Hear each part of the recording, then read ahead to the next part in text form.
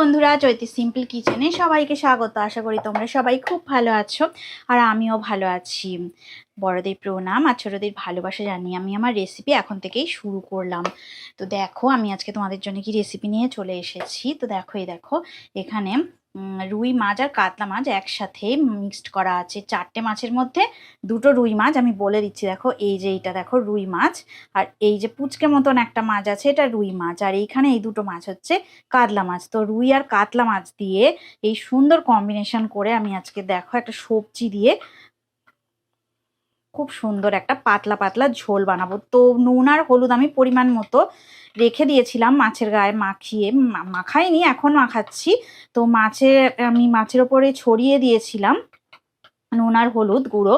তো এইবার দেখো আমি সুন্দর করে মাখিয়ে নিচ্ছি। আর এদিকে তেলটাও দেখো আমি বসিয়ে দিয়েছি। এই যে দেখো তেলটা মানে সর্ষের তেল, মাছ ভাজার মতো তেল বসিয়ে দিয়েছি। আর সবজি আমি দেখাচ্ছি যে কি কি দিয়ে আজকের এই রুই আর কাতলা একসাথে সুন্দর করে রান্না করব। তো ইউটিউবে এই প্রথম বোধহয় রুই কাতলা একসাথে রান্না হচ্ছে। তো আমি তো করছি, আমার মনে হচ্ছে, সেটাই আমি দেখিনি এখনো কারোর ভিডিওতে। তো চলো, তেলটা গরম হয়ে গেছে। এখন দেখো রুই আর কাতলা মাছ আমি ভাজা করে নেব। তো মাছগুলো মাখানো হয়ে গেছে, তো আমি তেলের মধ্যে সব মাছ ছেড়ে দিচ্ছি।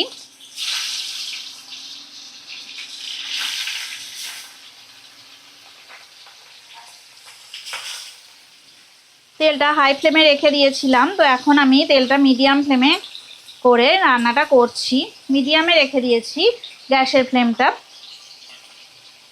তো চলো মাছটা ভাজা করে নিই। 2 থেকে 3 মিনিটের মধ্যে মাছ উল্টে পাল্টে আমি ভাজা করে নিচ্ছি, তারপর ফিরত আসছি। দেখো মাছের এক সাইডটা ভাজা হয়ে গেছে। মাছগুলোকে দেখো উল্টে পাল্টে ভাজা করে নেব।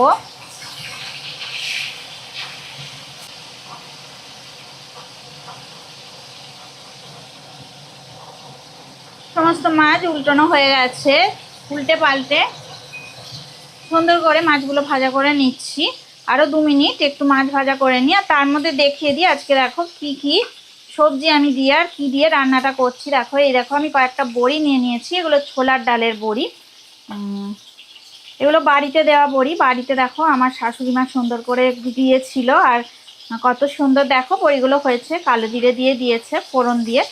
আর এই দেখো সবজির মধ্যে কি রান্না হচ্ছে, দেখো কুমড়ো এই যে সুন্দর করে কেটে নিয়েছি। আর এই ডাঁটা, এগুলো আমাদের গাছের ডাঁটা। তো আমার শ্বশুরবাড়িতে গাছ আছে, তোমাদের পরে অন্য সময় গিয়ে শেয়ার করব। তো দেখো এই ডাঁটা দিয়ে আর কুমড়ো দিয়ে, কোনো রকম আলু দিচ্ছি না, সেই দিয়ে আর কি কি সবজি দেব আর কি দিয়ে রান্না করব, তো আমার সাথে থাকো, তোমরা স্কিপ করো না, তাহলে অবশ্যই তোমরা দেখতে পাবে। আর এই মাছের ঝোলটা কত সুন্দর হবে, কত হেলদি আর টেস্টি মাছের ঝোল হবে, অবশ্যই তোমাদেরকে দেখাবো। স্কিপ করো না, সবাই ভিডিওটা দেখতে থাকো, তো ভালো লাগবে অবশ্যই তোমাদের। তো মাছগুলোও দেখো ভাজা হয়ে গেছে, মাছগুলোকে এবার আমি তুলে নেব। তো এবার দেখো আমি বড়ি দিয়ে দিলাম, কারণ মাছ ভাজা সমস্ত হয়ে গেছে। মাছ আমি একটা পাত্রে তুলে নিয়েছি। এবারে বড়িগুলো দিয়ে সুন্দর করে বড়িগুলো আমি ভাজা করে নেব। তেলটা বেশ ভালোই গরম আছে। তো বড়িগুলো বেশি নাড়াচাড়া করতে হবে না, যেহেতু ঘরে দেয়া বড়ি তো খুবই সুন্দর। চাল গুঁড়ো টাল গুঁড়ো কিছুই নেই, চাল গুঁড়ো দেওয়া নেই, এতে সমস্ত মানে তোমার ডালটাই আছে। ছোলার ডালের বড়িগুলো ভাজা করা হয়ে গেল। এবারে দেখো প্রথমেই আমি কড়ার মধ্যে কালো জিরে ফোড়ন দিয়ে দেব। আর খুবই অল্প তেলে রান্নাটা করে নেব। তো অল্প করে কালো জিরে ফোড়ন দিয়ে আমি রান্নাটা শুরু করছি। তো দেখো আমি কুচনো পেঁয়াজ প্রথমে দিয়ে দিচ্ছি। একটু ছোট্ট পেঁয়াজ দিচ্ছি আমি, কুচি করা পেঁয়াজ। তো পেঁয়াজ দিয়ে একটু ভালো করে আমি নাড়াচাড়া করে নেব 2 থেকে 3 মিনিট। 2 মিনিট লাগবে না, 1 মিনিট একটু নাড়াচাড়া করে নেব। একদম লো ফ্লেমে করে দিয়েছি।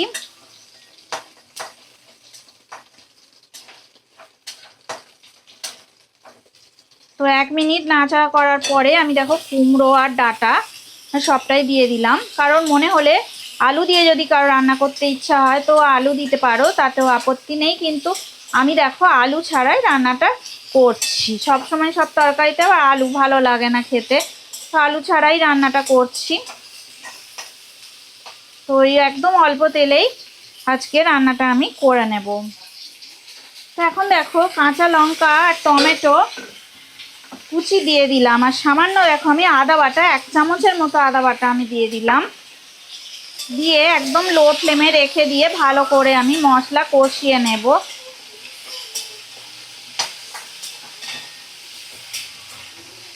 আর একটু হলুদ গুঁড়ো আর নুন আমার দেয়া হয়নি, তো এখনই দিয়ে দেব, কারণ যেহেতু অল্প তেলে রান্নাটা করছি সব মশলাগুলো এখনই দিয়ে দেওয়া ভালো।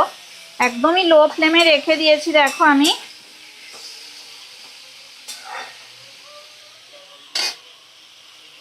তো মাছের ঝোলের জন্যে দেখো হলুদ গুঁড়ো আমি দিয়ে দিলাম 1 চামচ, আর একটু হলুদ গুঁড়ো দিলাম আমি। আর দেখো 1 চামচ নুন দিয়ে দিলাম।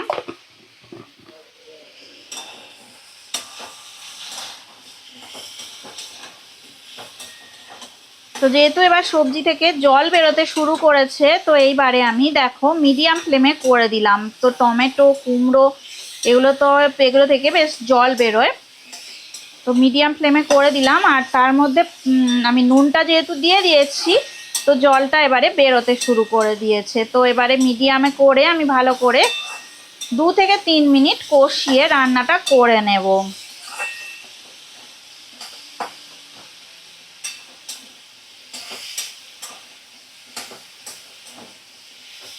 তো এই রান্না গরম ভাতের সাথে মাছের ঝোলটা দারুণ খেতে লাগে, দারুণ লাগে। অন্য মাছ দিয়েও তোমরা করতে পারো। তো আমি দেখো রুই আর কাতলা একসাথে মিশিয়েই আজকে রান্নাটা করে দেখবো। তো অবশ্যই ভালো লাগবে খেতে। মাছের ঝোল তো পাতলা করে সবারই খেতে ভালো লাগে।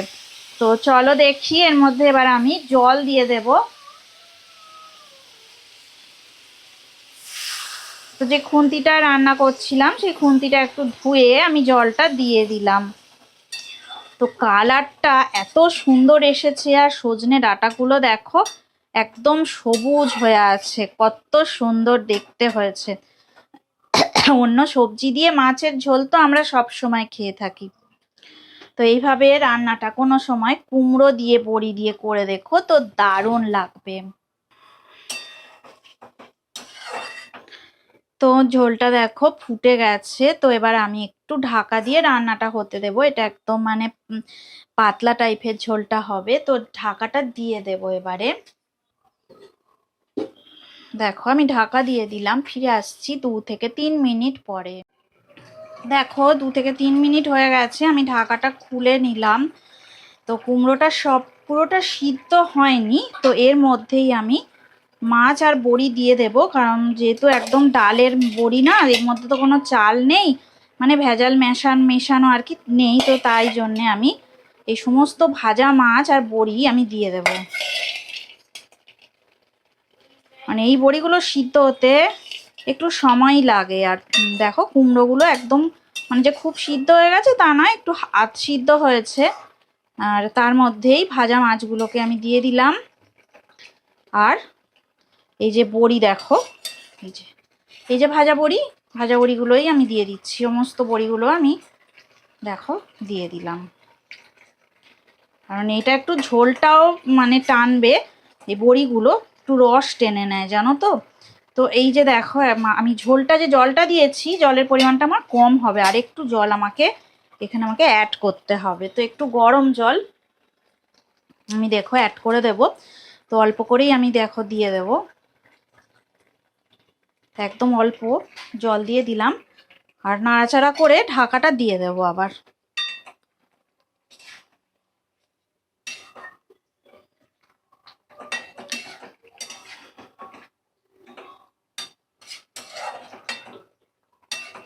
বড়িগুলো একটু ভিতরে ভিতরে দিয়ে দিই, সিদ্ধ হয়ে যাবে তাহলে।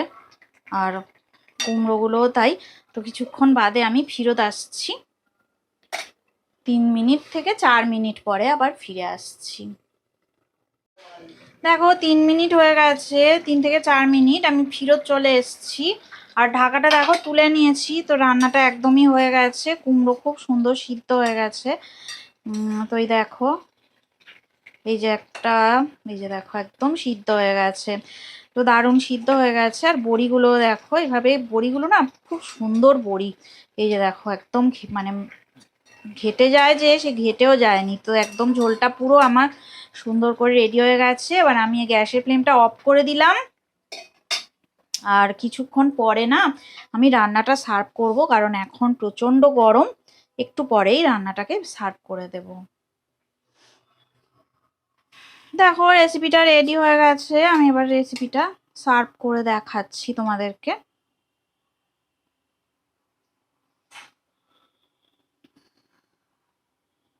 তো কত সুন্দর দেখতে হয়েছে দেখো। তোমরা অবশ্যই বাড়িতে রেসিপিটা একবার হলেও অবশ্যই বানাবে। তো অনেক সুন্দর খেতে হয়, দারুণ টেস্টি রান্না, তো খুব সুন্দর লাগে খেতে।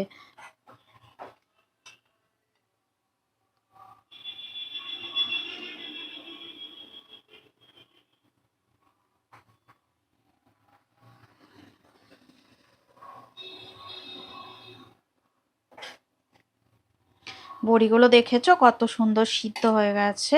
আর এই দেখো একদম পাতলা ঝোল করে আমি করেছি রান্নাটা। এই যে দেখো আমি সার্ভ করছি, দেখতে পাচ্ছ নিশ্চয়ই তোমরা।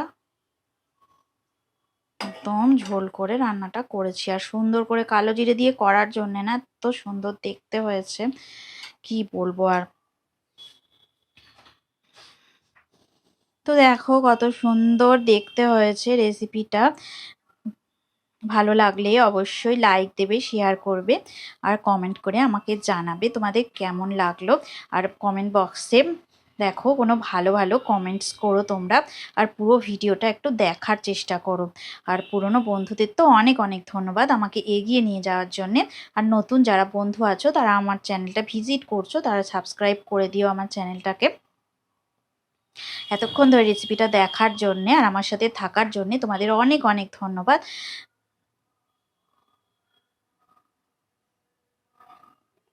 আজকের মতো টাটা। পরে আবার নতুন রেসিপি নিয়ে তোমাদের সামনে আমি আবার চলে আসবো। এই রেসিপিটা অবশ্যই ট্রাই করো, গরম ভাতে দারুণ খেতে লাগবে। তো আজকের মতো টাটা।